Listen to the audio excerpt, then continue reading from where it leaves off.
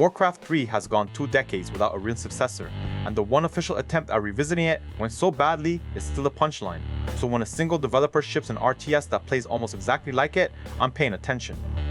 Liquidation launched this week for around $20, and my first honest reaction was that somebody finally did the homework.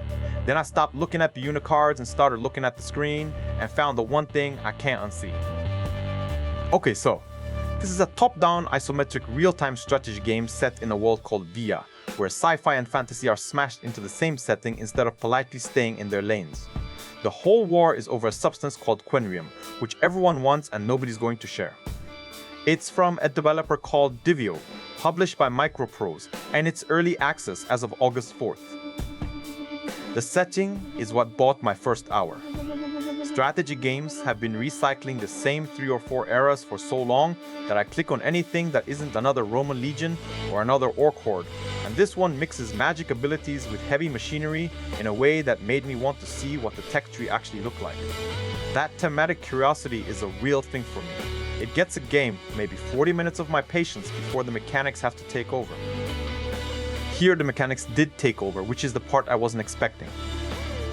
Here's what you're actually doing, minute to minute. You build a base, you gather tool resources, and no, they're not golden wood, it's purple minerals and honey. I'm not joking about the honey. You expand, you tech up through tiers, and heavy vehicles show up at tier 2 and 3 as your answer to whatever the other side massed.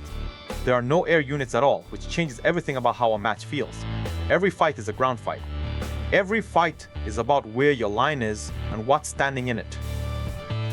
That's the layered part that surprised me. Without air, you can't just solve a bad position by flying over it. So army composition and positioning carry the entire weight of the game. You're constantly asking whether your front line can hold long enough for the expensive stuff behind it to matter. Controls are smooth, hotkeys do what your muscle memory expects if you've touched an RTS in the last 20 years, and the UI is clear enough that I never lost a fight because I couldn't find the button. And the build-up is the whole point.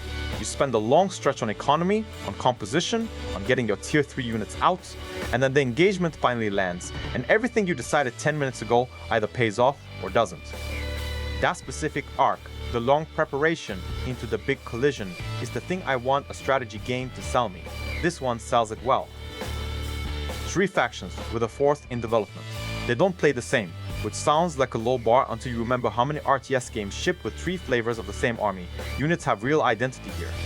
There's a good split between PvE and PvP content, a decent pile of maps, an online co-op if you'd rather lose with a friend than alone. Now, here's the part I keep coming back to. Because there's no air escape valve and because the tiers hit hard, matches swing. A game I thought was over turned around because the other side overcommitted into a position they couldn't hold, and a game I thought I had comfortably won evaporated when I pushed one expansion too far. That variance is what makes me queue again. A strategy game where the outcome's legible 10 minutes in is a strategy game I stopped playing by the weekend. The campaign is where I have mixed feelings. It's tagged story-rich, and the quenrium premise sets up exactly the kind of conflict I like. A war over a resource where no faction gets to be the clean one. I went in hoping for decisions with a real cost, choices where every option takes something away from you. What's here is a more traditional mission-to-mission structure than branching moral weight, and I'd rather say that plainly than oversell it. The missions themselves are good. The difficulty curve on them is not. Enemy forces in the campaign are tuned aggressively enough that I lost twice to what felt like a numbers problem rather than a tactics problem, and the save system misbehaved on me more than once.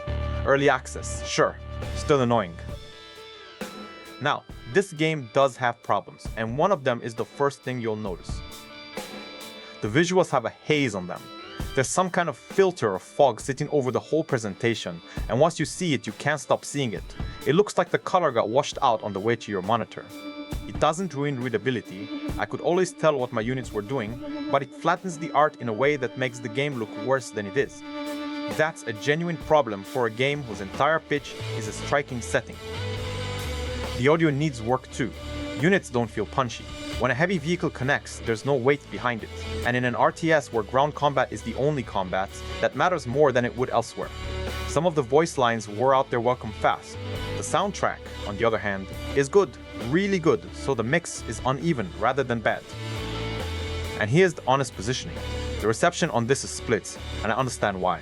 If you came looking for a new multiplayer RTS with a healthy population and tight balance, this is not that yet.